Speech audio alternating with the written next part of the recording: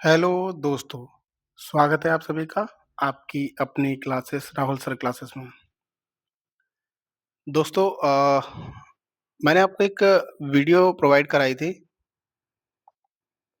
ठीक है? जिसमें मैंने आपको बताया था कि एक एनालिसिस करके दिया था पिछले 10 वर्षों के जो प्रश्न हैं, जो यूपीएससी का एक पैटर्न रहता है कि उस पैटर्न के आधार पे वो प्रश्न बनाते हैं। यानी कि उनके कुछ टॉपिक हैं, जहाँ से लगभग 70 से 80% जो एरिया है वो डिसाइडेड है, वो कवरेड है, ठीक है? हर साल आप देखेंगे कि इन टॉपिक से प्रश्न लगातार पूछे जाते थे, पूछे जाते हैं और आगे भी पूछे जाने की संभावना हमेशा बनी रहती है।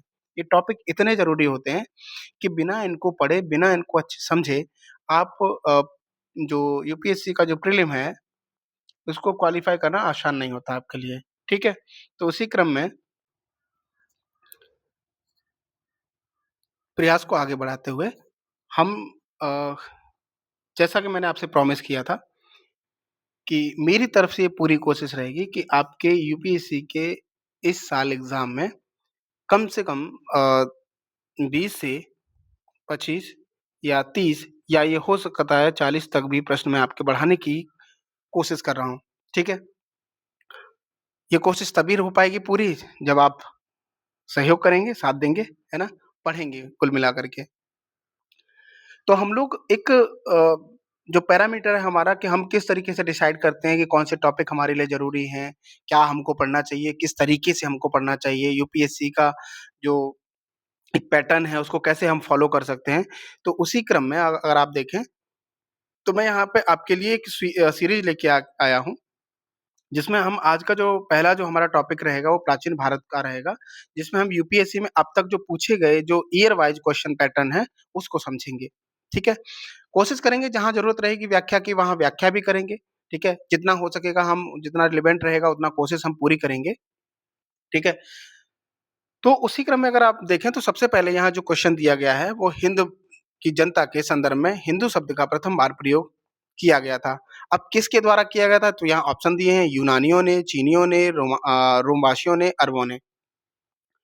अब आपको पता होगा कि अगर मैं इसकी बात करूँ तो जो हिंदू शब्द है इसका प्रथम बार प्रयोग किसने किया था? तो आपको पहले तो कोशिश करनी है कि आप खुद से आंसर करिए। ये 1995 में क्वेश्चन पूछा गया था आपसे, ठीक है? तो आप पहले कोशिश करेंगे खुद से आंसर करें वीडियो को पॉज़ करके, ठीक है? और अगर नहीं आता है तो मैं आगे बता ही रहा हूँ कि इसके क्या पीछे रीज़न थे। तो देखिए इसका आंसर होगा अरबों ने। अब इसकी व्याख्या समझिएगा कि हिंदू शब्द का जो प्रथम बार प्रयोग जो है अरबों ने किया, चूँकि अरबी लोग जो थे वो स के स्थान पे ह बोलते थे। तो जो स शब्द है इसकी जगह वो ह बोलते थे, ये आपने पढ़ा होगा। इसीलिए जो सिंधु नदी है, ठीक है? तो ये सिंधु को हिंद बोलते थे। अब इसीलिए आप देखोगे कि जो सिंधु को उन्होंने हिंदू कहा, इसलिए जो है यहाँ से हिंदू शब्द की उत्पत्ति दिखाई देती है। और वहीं पे अगर आप नोट करना चाहें तो नोट कर लीजिएगा कि जो अल-बरूनी हैं, ठीक है? तो ये अल-बरूनी है, इन्होंने किताब-उल-हिंद एक किताब लिखी थी, उसमें भारतीयों के लिए हिंदू शब्द का प्रयोग किया था, ठीक है? तो किताब-उल-हिंद इन्होंने बुक लिखी थी, उसमें हिंदू शब्द का प्रयोग किया था, ये चीज़ आप याद रखेंगे। तो ये पहला क्वेश्चन था, 1995 में पूछा गया था, ठीक है? दूसरा प्रश्न है कि निम्नलिखित में से कौन-सी वह ब्रहवादिनी थी जिसने कुछ वेद मंत्रों की रचना की थी, ठीक है? अब आपका आंसर क्या होना चाहिए? इसमें ऑप्शन है लोपामुद्रा, गार्गी, लीलावती, सावित्री। तो मैं आपको यहाँ बता दूँ इसका आंसर है लोपामुद्रा, ठीक है?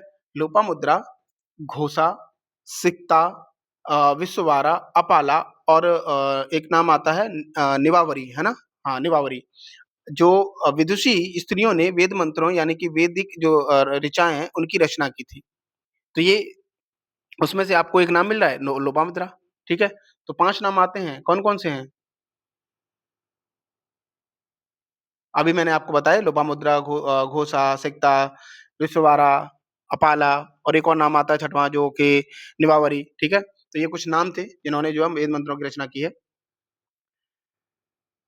अगला क्वेश्चन है हमारा सूची 1 को सूची 2 से सम्मिलित कीजिए और सूचियों के नीचे दिए गए कूट का प्रयोग करते हुए सही उत्तर का चयन कीजिए। तो यहाँ पे सूची 1 और सूची 2 दिया गया, इनका मिलान करना है। तो आप तेज़ी से मिलान करिए, क्या सही होगा इसका?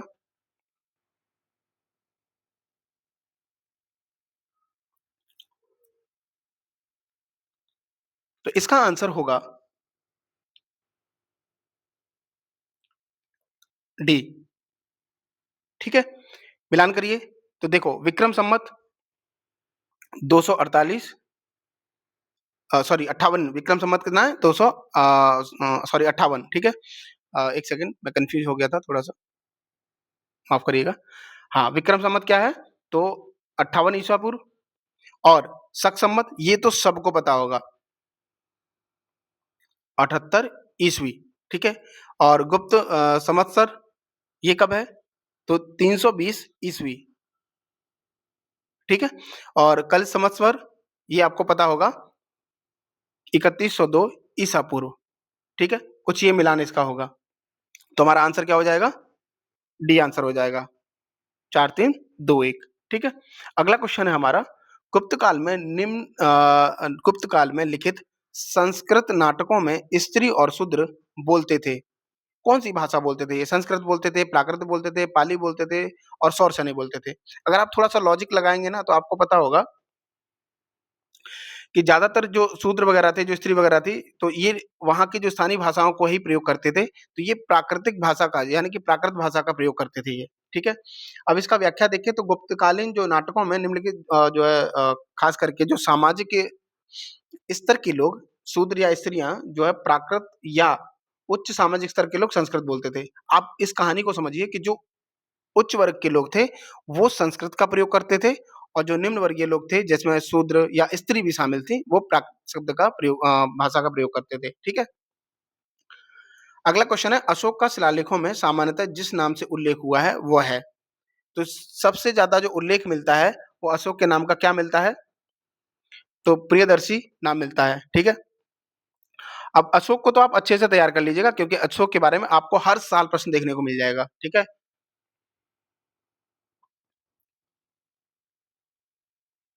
चूँकि इसके जितने भी शिलालेख हैं ना, उसमें अधिकांशतः जो है प्रियदर्शी के नाम से इसको वर्णित किया गया है, ठीक? प्राचीन अगला प्रश्न है हमारा कि प्राचीन संस्कृत ग्रंथों में प्राप्त यवन प्रिय शब्द का घोतक था। यवन प्रिय किसको कहा जाता था? तो ये तो मुझे पता है, सबको पता होगा। क्या नाम किसके नाम से? जो है काली मिर्च को यवन प्रिय नाम से जाना जाता था, ठीक है? काला सोना जिसको आज बोलते हैं। तो ये यवन इंडो ग्रीक थे, इन्होंने काली मिर्च बहुत अधिक पसंद थी इनको, इसलिए ये काली मिर्च का नाम ही यवन प्रिय हो गया इनको,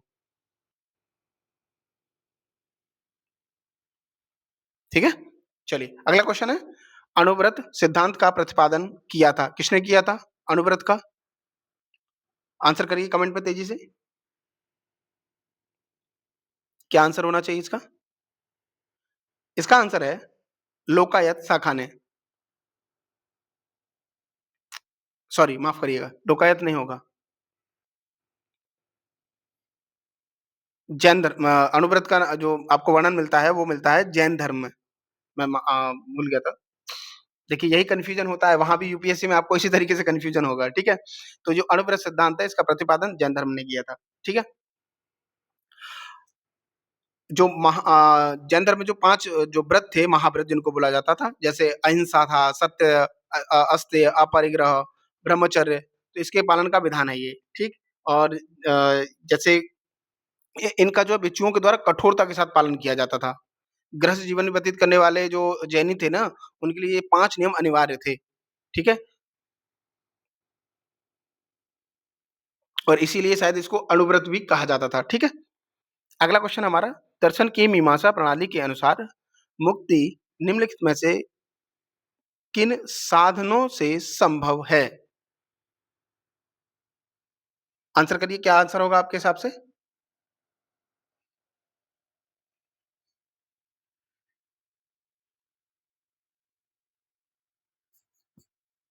तो ये तो सबको पता होना चाहिए, आंसर है कर्म, ठीक है?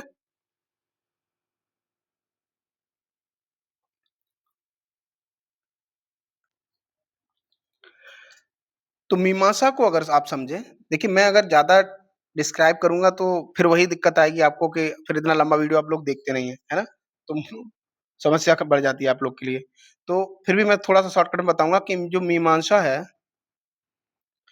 इसके 2 भाग हैं। कौन-कौन से आपने पढ़ा होगा? तो पूर्व मीमांसा और उत्तर मीमांसा, ठीक है? और जो पूर्व मीमांसा है, तो इसको धर्म को गुण नैतिकता या कर्तव्य के रूप में वर्णित किया गया है, ठीक है? और जो मुख्यतः जो रिवाज है वो धर्म की प्राप्ति के लिए कर्म को महत्वपूर्ण माना गया है। तो अगर धर्म की प्राप्ति करनी है तो किसको माना गया है महत्वपूर्ण? कर्म को माना गया है। तो आंसर हमारा क्या हो जाएगा? कर्म हो जाएगा, ठीक है? मैं फास्ट तो नहीं हूँ ज़्यादा? चलिए, अगला क्वेश्चन है हमारा, चोल काल के दौरान नटराज की कांस्य प्रतिमा देवता को निरपवाद रूप से निम्नलिखित के साथ दिखाती है। तो किसके साथ कैसे दिखाती है ये? 8 हाथ, 6 हाथ, 4 हाथ, 2 हाथ।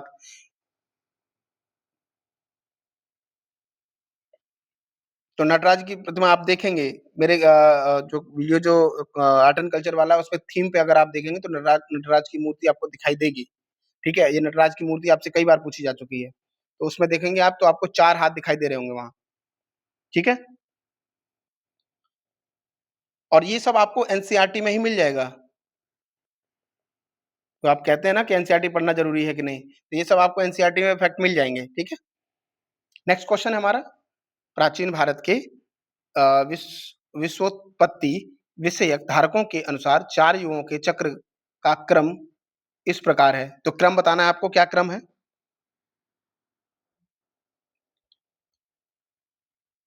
क्या होगा? तो कृत, त्रेता, द्वापर और कली। ये आंसर आपका सही होगा, ठीक है? अगला क्वेश्चन हमारा, देववासी संस्था के प्रसंग में निम्नलिखित में से कौन-सा मंदिर समाचारों में चर्चित रहा?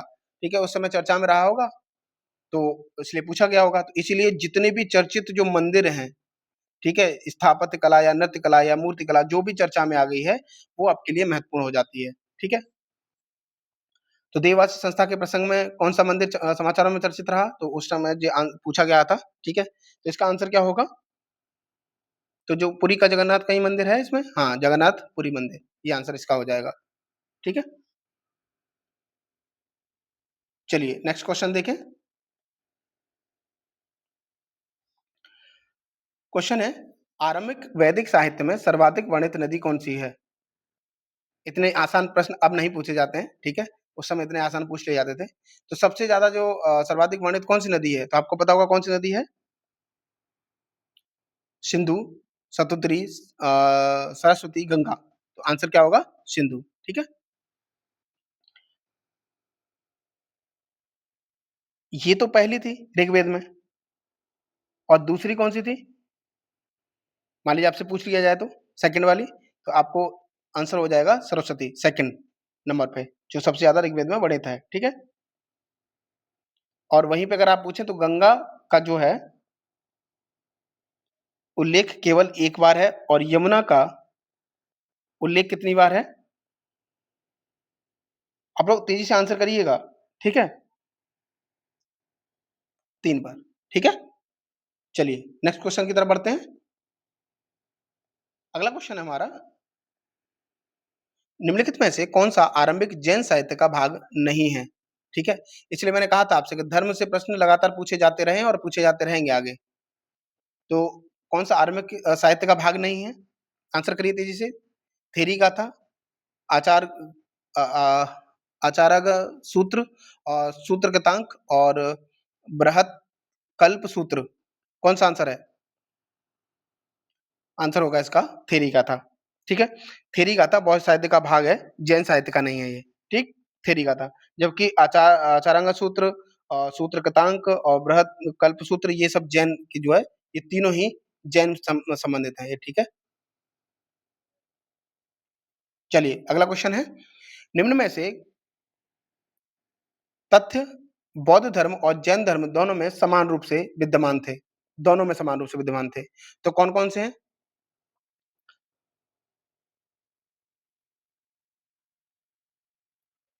तप और भोग की अति का परिहार, वेद प्रमाण के प्रति अनास्था, कर्मकांडों की फलता का निषेध, प्राणियों की हिंसा का निषेध। कौन-कौन से आंसर होने चाहिए? आंसर होगा आपका वेद पारायण के प्रति अनास्था, ठीक है? वेदों के प्रति जो है अनास्था की बात है, कर्मकांडों की फलता का निषेध और प्राणियों की हिंसा का निषेध। अहिंसा की दोनों ही धर्म बात करते हैं, अनास्था जो वेद हैं उसकी बात करते हैं, ठीक है? और कर्म कांडों की फलता का निषेध की बात करते हैं ये। तो आंसर हो जाएगा आपका बी 2, 3, 4, ठीक है? अगला क्वेश्चन है, प्राचीन भारतीय समाज के प्रसंग में निम्नलिखित शब्दों में से कौन-सा शब्द शेष 3 के वर्ग का नहीं है? कुल, वंश, कोश, गोत्र। क्या होगा आंसर? तो जो कुल वर्ग का नहीं है, सॉरी, प्राचीन जो समाज में प्रसंग में कौन-सा शब्द शेष 3 वर्ग का नहीं है? 3 वर्ग का नहीं है। तो देखिए कुल है, वंश है, गोत्र भी है, कोश नहीं है, ठीक है? आंसर होगा कोश। अगला कौन-सा है? निम्नलिखित में से कौन-सा गुप्त काल में अपनी आयुर्विज्ञान अ, विषयक रचना के लिए जाना जाता है? आयुर्वेद के लिए किसको जाना जाता है? आंसर आपको बहुत अच्छे से दिख रहा होगा, अगर आपने पढ़ा है तो। सुश्रुत को, है ना? आंसर क्या होगा? सुश्रुत। ये जो है गुप्त काल में अपनी आयुर्विज्ञान विषय रचना जो कि सुश्रुत संहिता के लिए जाने जाते हैं ये, ठीक है? याद रखेंगे इसको। चलिए, नेक्स्ट क्वेश्चन है हमारा, निम्नलिखित में से किस मूर्ति कला में सदैव हरित चट्टान हुँ, सदैव जो है हरित चट्टान यानी शिष्ट का प्रयोग माध्यम के रूप में होता था? मौर्य मूर्ति कला में, मथुरा मूर्ति कला में, भरहुत मूर्ति कला में और गांधार मूर्ति कला में। किस मूर्ति कला में जो है हरित स्तरित चट्टान का जो है प्रयोग होता था? आंसर क्या होगा? तो भरूच मूर्तिकला में। देखिए कई बार ऐसा होता है कि अगर आपने जो चीज़ें पढ़ी नहीं है, ठीक है? जैसे मथुरा कला शैला, गांधार कला शैला, मौर्य कला शैला ये आपने पढ़ी है और इसमें इसका कहीं ज़िक्र नहीं मिला। इसका मतलब क्या है? आपको तुरंत चुन लेना है कि भरूच मूर्तिकला है, ठीक है? तो ये भी एक तरीका होता है कि जैसे आपने गांधार अच्छे से पढ़ा, मथुरा कला पढ़ा, मौर्य कला पढ़ा, तो आपको पता है कि इसका कहीं आपको उल्लेख नहीं मिला। अब अगर नहीं मिला है तो इसका मतलब ये तीनों नहीं होंगे, तो कौन होगा? बचा हुआ, ठीक है? यही एलिमिनेशन मेथड होता है और कोई एलिमिनेशन मेथड नहीं है और कोई तुक्का नहीं लगता है, ऐसे ही तुक्का लगता है इसमें, ठीक है? अगला क्वेश्चन है सूची 1 और सूची 2 को सम्मिलित करना है और सूचियों के दिए गए कोड का प्रयोग करते हुए सही उत्तर का चयन कीजिए। सूची 1 और सूची 2 का मिलान करना है। तो विशाखदत्त, वारामिहिर, चरक और ब्रह्मगुप्त। तो ब्रह्मगुप्त की जो कौन सी पुस्तक है? विषाक्त की, चरक और बारहमिहिर, ठीक है? तो चरक तो आपको पता है किसके लिए जाने जाते हैं?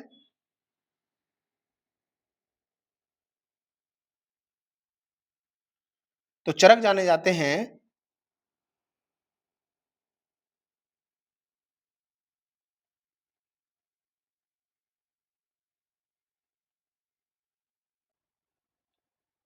चिकित्सा से।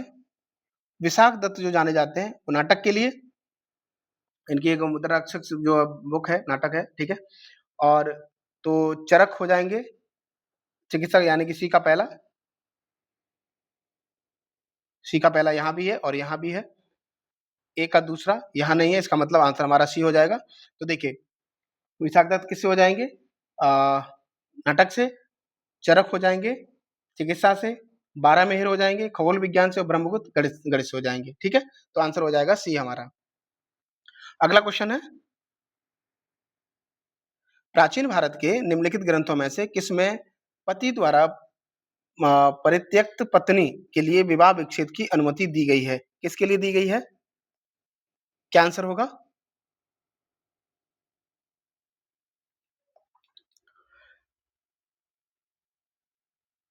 तो ये अर्थशास्त्र में इसकी अनुमति मिलती है, ठीक है? जो कौटिल्य की जो अर्थशास्त्र है, उसमें इसका वर्णन मिलता है, ठीक है? चलिए, अगला क्वेश्चन है, सूची 1 को सूची 2 से सुमेलित करना है, तो करिए।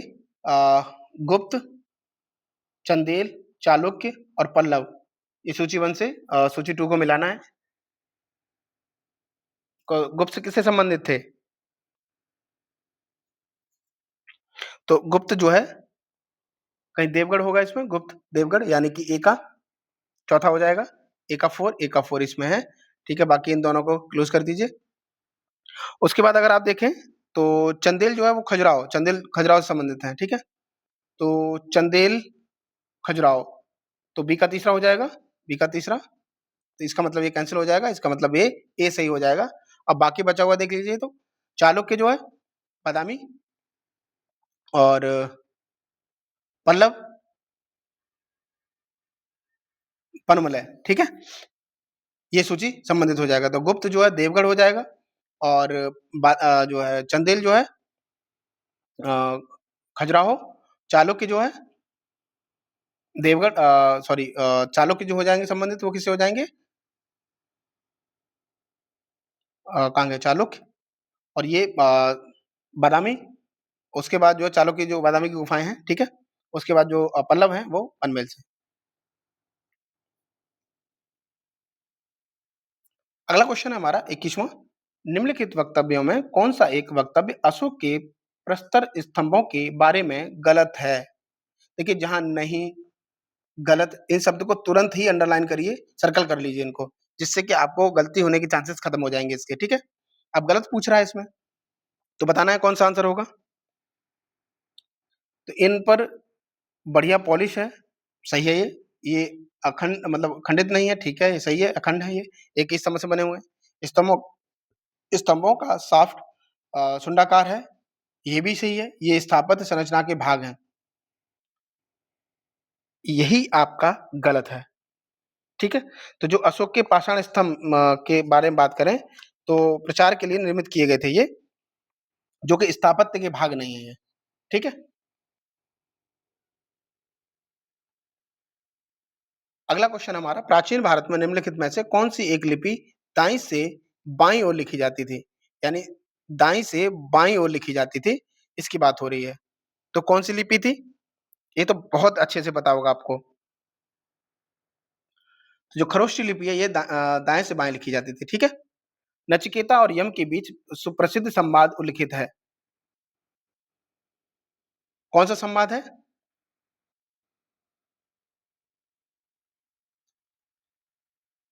कठोपनिषद में ये वर्णित है, नचिकेता यम के बीच जो सुप्रसिद्ध संवाद है, ठीक है? तो इसका आंसर हो जाएगा सी।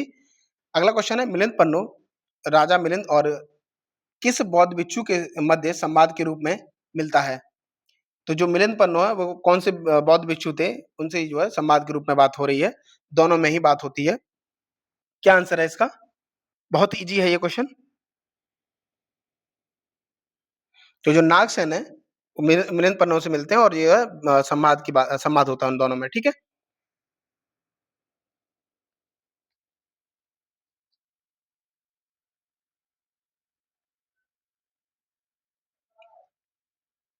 अगला क्वेश्चन है हमारा, निम्नलिखित में से किस राजा देश में अशोक के व्यक्तिगत नाम का उल्लेख मिलता है? देखिए 1995 में पूछा गया था और अब 96 में भी पूछा जा रहा है, ठीक है? अशोक के बारे में। तो अशोक के व्यक्तिगत नाम का उल्लेख किस लेख में मिलता है?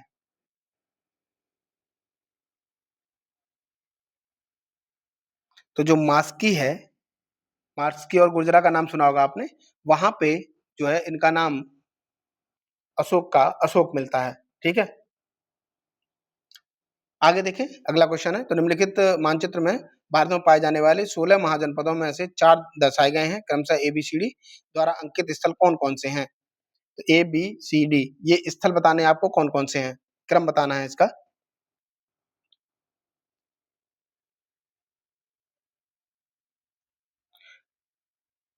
तो ए के हिसाब से हो जाएगा, यहाँ देखिए ये मत्स्य हो जाएगा, उसके बाद यहाँ अवंती हो जाएगा, वत्स हो जाएगा और अंग हो जाएगा, इसका मतलब आंसर सी हो जाएगा, ठीक है? अगला है महायान बौद्ध, ये पहले पूछे जाते थे प्रश्न, अब नहीं पूछे जाते, ठीक है?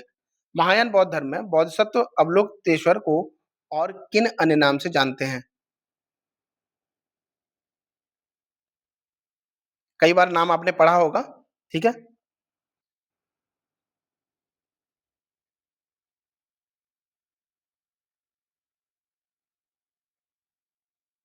आंसर है इसका पद्मपानी, ठीक है? अगला क्वेश्चन, गुप्त शासकों द्वारा जारी किए गए चांदी के सिक्के कहलाते थे? क्या कहलाते थे चांदी के सिक्के? आंसर करिए तेजी से। तो इनको रूपक कहा जाता था। तो जो गुप्त काल में चांदी के जो सिक्के जारी किए गए थे, उनको रूपक कहा जाता था, ठीक है? ये 32.36 ग्रेन के होते थे ये, ठीक है? और सर्वप्रथम किसने चलाए थे? तो चंद्रगुप्त द्वितीय ने चांदी के सिक्के चलाए थे ये, ठीक है? गुप्त शासकों में। सोने के जो सिक्के होते थे उनको दीनार कहा जाता था, ठीक है? यहाँ जो दीनार है, इसको सोने के सिक्के होते थे।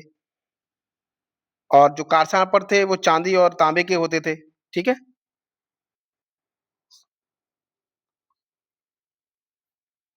एक और सिक्का था, हाँ, पौन, ये तांबे का सिक्का होता था, ठीक है? ये भी याद रखेंगे। चलिए, नेक्स्ट क्वेश्चन की तरफ बढ़ते हैं। सुमेलित करना है सूची 1 को सूची 2 से सुमेलित करना है।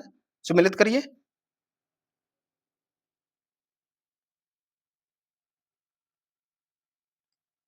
तो देखिए,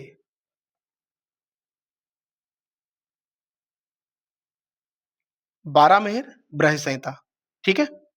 और विशाखदत्त, तो देवी चंद्रगुप्तम, ठीक है? ये मिलान हो रहा है इससे। और शूद्रक की बात की जाए तो मृच्छकटिकम और बिल्हड़ प्रबंध चिंतामणि, ठीक है? तो ये मिलान होगा। इसका मतलब 2 4 सॉरी 3 4 2 1 3 4 3 4 2 1 इसका मतलब बी आंसर हो जाएगा इसका, ठीक है? चलिए आगे देखें, अगला क्वेश्चन है, निम्नलिखित में से कौन सा प्राचीन भारत में व्यापारियों का निगम था? व्यापारियों का निगम था। आंसर करिए तेजी से, क्या होगा?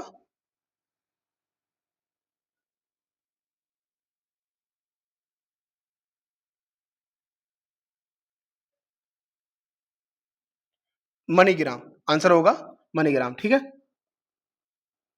अगला क्वेश्चन है, पुलकेशिन प्रथम बादामी शिलालेख शक वर्ष 465 का दिनांकित है। यदि इसे विक्रम संवत से दिनांकित करना हो तो वर्ष होगा। अब विक्रम इससे देखो, दोनों पूछ लिया इसने। बता दिया है कि शक वर्ष में देखें तो 465 का दिनांकित है, लेकिन वहीं अगर विक्रम संवत से दिनांकित किया जाए तो कितना वर्ष होगा?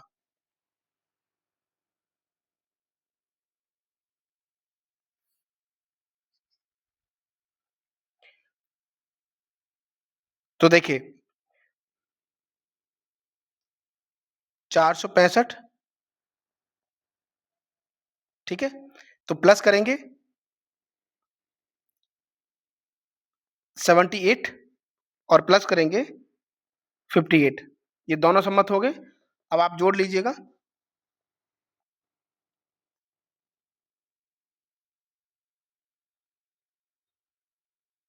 तो कितना हो जाएगा जोड़ करके? मेरे अनुमान से 101 आएगा, ठीक है?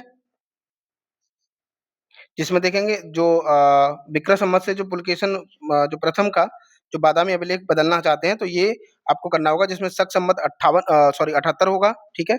और विक्रम संवत 58, तो दोनों ही संवत को जोड़ करके आपकी एक्चुअल डेट निकल के आ जाएगी, ठीक है?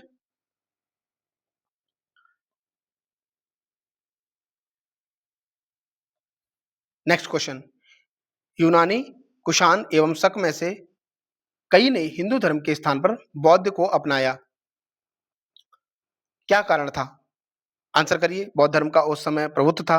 उन्होंने युद्ध और हिंसा की नीति का परित्याग कर दिया था। जाति प्रथा से अभिभूत हिंदू धर्म की ओर से आकर्षित नहीं हुए थे। बौद्ध धर्म के माध्यम से भारतीय समाज तक पहुंच अधिक आसान थी। क्या आंसर होना चाहिए?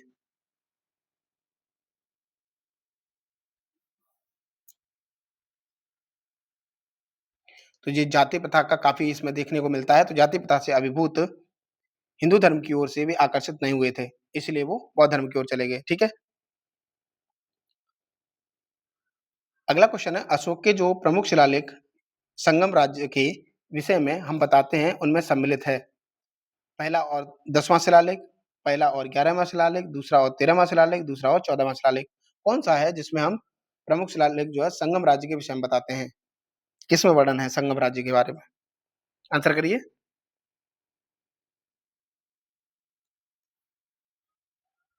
तो दूसरा और 13वां शिलालेख है जिसमें संगम राज्य का विषय हम बताते हैं, ठीक है? अगला क्वेश्चन है, निम्नलिखित युग्मों में से सही सुमेलित है? मृच्छकटिकम, शूद्रक, बुद्धचरितम, वसुबंध और मुद्रा राक्षस, विशाखदत्त, हर्ष चरित, बाणभट्ट। तो इसमें से कौन जो है सही सुमेलित है? ठीक है?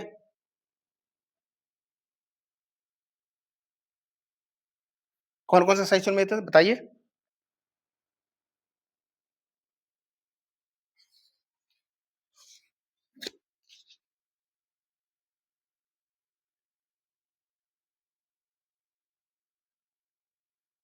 देखिए,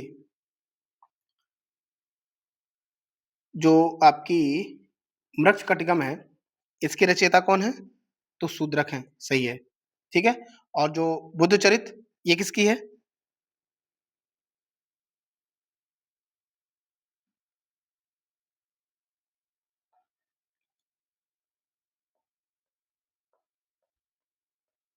अश्वघोष की है ये। इसका मतलब ये गलत हो जाएगी। पहला सही हो गया, दूसरा गलत है। मुद्रा राक्षस, विशाखदत्त ये मैंने आपसे पहले चर्चा की है। हर्षचरित की बागभट ये भी सही है। इसका मतलब आंसर हो जाएगा केवल 2 गलत है। तो यहाँ भी 2 है, ठीक है? यहाँ भी 2 है, ये दोनों हट जाएँगे। पहला सही है इसका मतलब ये होगा, तीसरा सही है और चौथा सही इसका मतलब आंसर हमारा बी हो जाएगा। ठीक है? अगला क्वेश्चन है भारत में निम्नलिखित में से आने का जो सही कालक्रम है वो क्या है?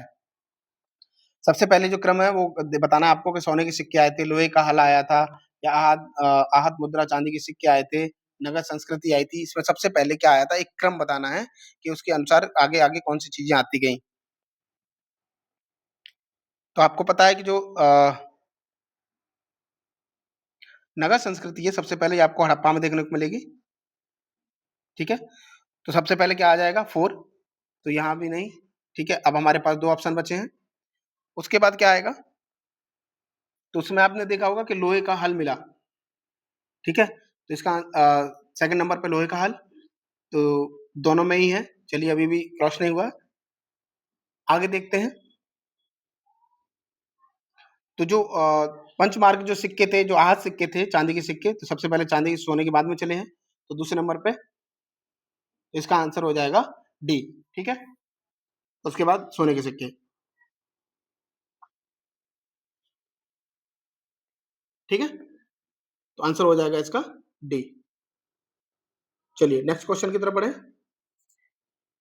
इस प्रश्न में 2 वक्तव्य हैं। एक को कथन ए तथा दूसरे को कारण कहा गया है। इन दोनों वक्तव्यों का सावधानीपूर्वक परीक्षण कर इन प्रश्नों का उत्तर नीचे दिए कूट की सहायता से चुनिए। ठीक है? कथन यह है कि अशोक के राजादेशों के अनुसार धार्मिक निष्ठा की अपेक्षा जनता के मध्य सामाजिक समरसता अधिक महत्वपूर्ण थी। क्या ये बात सही है? क्योंकि जब भी आपको कथन और कारण पढ़ना है, तो कथन पढ़ने के बाद क्योंकि पढ़ लीजिएगा, क्योंकि जोड़ लीजिएगा उसमें जिससे आपको ये लगेगा, ठीक है, कि ये सही है या गलत है।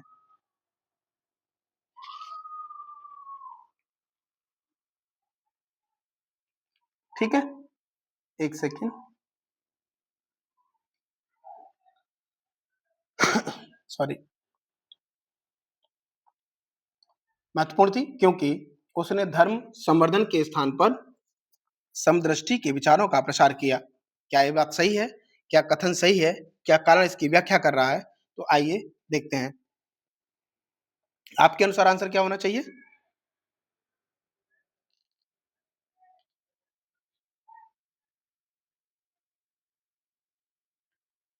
चलिए उम्मीद करता हूँ आपने आंसर दे दिया होगा। इसका आंसर होगा ए। देखिए दोनों ही बातें सही हैं और स्पष्टीकरण भी है। अशोक के राजा देशों के अनुसार धार्मिक निष्ठा की अपेक्षा जनता के मध्य सामाजिक समरसता अधिक महत्वपूर्ण थी। बिल्कुल सही बात है ये। और उसने धर्म संवर्धन के स्थान पर समदृष्टि के विचारों पर प्रसार किया था। ठीक है? तो इसका आंसर हो जाएगा ए।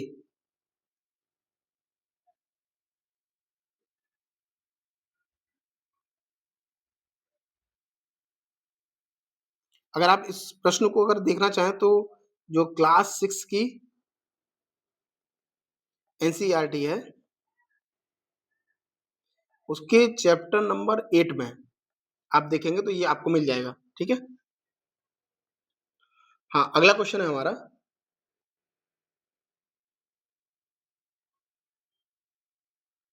निम्नलिखित युग्मों में से कौन से सही सुमेलित हैं?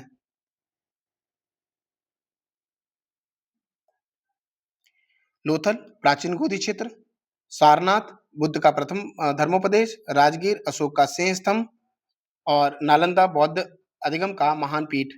इसमें से कौन सही सुमेलित है? क्या सब हैं या इनमें से कोई गलत भी है? चेक करिए।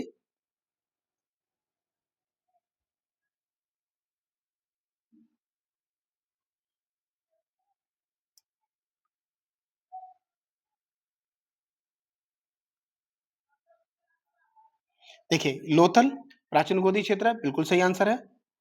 सारनाथ बुद्ध का प्रथम धर्मोपदेश है, उपदेश दिया था पहला सारनाथ में, ये भी सही है। राजगीर अशोक का सिंह स्तंभ लेकर नहीं, ये गलत है, ठीक है। नालंदा बौद्ध अधिगम का महान पीठ है, बिल्कुल सही है। इसका मतलब पहला, दूसरा, चौथा, एक दो चार, एक दो चार, आंसर हो जाएगा सी हमारा, ठीक है। अगला क्वेश्चन है, निम्नलिखित प्राचीन भारतीय अभिलेखों में से कौन से एक में खाद्यान्न को देश के संकट काल में उपयोग हेतु सुरक्षित रखने के बारे में प्राचीनतम शाही आदेश हैं? किस लेख में ये मिलता है? बताइए आप लोग। आंसर कर दिए होंगे आप लोग। तो 100 गोरा जो ताम्रपत्र है, इसमें इसका उल्लेख मिलता है, ठीक है। अगला क्वेश्चन है, अष्टांग मार्ग की संकल्पना अंग है, किसका अंग है? दीपवंश की विषय वस्तु का, दिव्यांगदान की विषय वस्तु का, महापरिनिर्वाण की विषय वस्तु का और धर्म चक्र प्रवर्तन सूत्र की विषय वस्तु का। अष्टांगिक मार्ग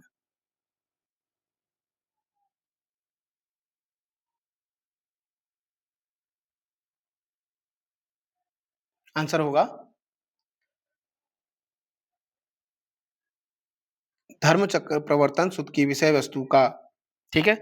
अब मैं आपको थोड़ा सा यहाँ बता देता हूँ कि जो बुद्ध ने जो सांसारिक दुखों से मुक्ति के लिए अष्टांगिक मार्ग की जो संकल्पना का प्रतिपादन किया था, जिसे बुद्ध का जो मध्यम मार्ग कहा गया है, जिस पर चलकर निर्माण की प्राप्ति संभव है, ये धर्म चक्र प्रवर्तन सूत्र की विषय वस्तु का हिस्सा है, संकल्पना है ये, ठीक है।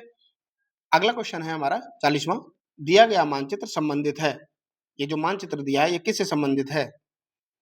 तो कनिष्क के उसकी मृत्यु के समय शासनकाल से है, समुद्रगुप्त के उसके दक्षिण भारत अभियान के उपरांत का जो हिस्सा है ये, यानी कि ये जो उस समय का है। अशोक के उस शासनकाल के अंतिम समय का है। हर्ष के राज्यारोहण के अवसर पर थानेश्वर के साम्राज्य से संबंधित है। तो आपको बताना है किससे संबंधित है मानचित्र। तो आपको पता है कि ये अशोक के शासनकाल यानी कि उसके अंतिम समय तक ये इतना बड़ा साम्राज्य इसका हो गया था, ठीक है। तो आंसर क्या हो जाएगा? सी आंसर हो जाएगा, ठीक है। अगला क्वेश्चन है, ईसा की तीसरी शताब्दी में जबकि हूण आक्रमण से रोमन साम्राज्य समाप्त हो गया था, भारतीय व्यापारी अधिकाधिक निर्भर हो गए थे। किस बात पर निर्भर हो गए थे? अफ्रीकी व्यापार पर, पश्चिमी यूरोपीय व्यापार पर, दक्षिण पूर्व एशियाई व्यापार पर या मध्य पूर्वी व्यापार पर? आंसर करिए। तो आपने उस समय भी चर्चा में सुना होगा, उस समय भी वर्णित था ये। तो दक्षिण पूर्व एशियाई व्यापार यहाँ पे प्रचलित था ये, ठीक है।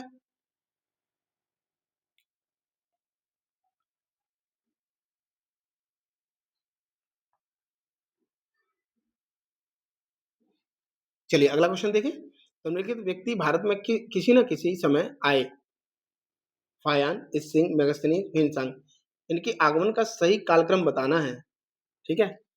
तो सबसे पहले कौन आया था?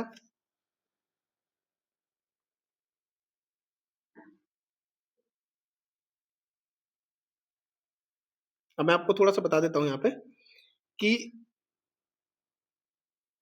सबसे पहले आपको मिलेंगे मेगास्थनीज, ठीक है। उसके बाद फायान, उसके बाद आपको मिलेंगे वेनसांग, उसके बाद इत्सिंग, ठीक है। तो आंसर तो हमारा बी हो जाएगा, 2 3 4 1। अब जो मेगास्थनीज आए थे, ये मेगास्थनीज चंद्रगुप्त जो मौर्य के शासनकाल में आए थे, याद रखेंगे। तो मेगास्थनीज चंद्रगुप्त मौर्य के शासनकाल में आए थे। फायान जो सॉरी चंद्रगुप्त जो विक्रमादित्य थे, उनके शासनकाल में आए थे फायान, ठीक है। और उसके बाद जो वेनसांग थे, ये हर्षवर्धन के काल में आए थे। वेनसांग ये पूछे जाते हैं आपसे, यूपी पीसीएस में भी पूछे जाते हैं, यूपीएससी में भी पूछे जाते हैं, ठीक है? और जो इसिंग थे वो 7वीं सदी में जो हर्ष के शासन के काल के बाद ये आए थे, ठीक है? इसिंग। तो क्रम हमारा हो जाएगा 3, 1, 4, 2, ठीक है? तो आज मैं केवल इतने ही प्रश्नों का जो है क्लास रखूँगा, ठीक है? अगर आपको ये क्लास अच्छी लगी, तो मैं आगे कंटिन्यू करूँगा, ठीक है? लगभग जो सभी सब्जेक्ट हैं, एक-एक करके हम उसपे इसी तरीके से प्रश्नों को लेकर के आएँगे या आपके कोई सुझाव हो, तो आप मुझे दे सकते हैं या कुछ भी चीज़ इसमें और ऐड करनी हो, तो वो आप मुझे बता सकते हैं, ठीक है? कमेंट के माध्यम से। तो जैसा होगा मुझे बताइएगा, ठीक है? तो अब आपके अनुरूप ही है, तो अगर आप आगे कहेंगे तो इसमें जो है कंटिन्यू करेंगे क्लास को आगे, तो ठीक है। अगर आप कहेंगे तो मिलते हैं अगली क्लास में, ठीक है? चलिए, आप सभी को बाय।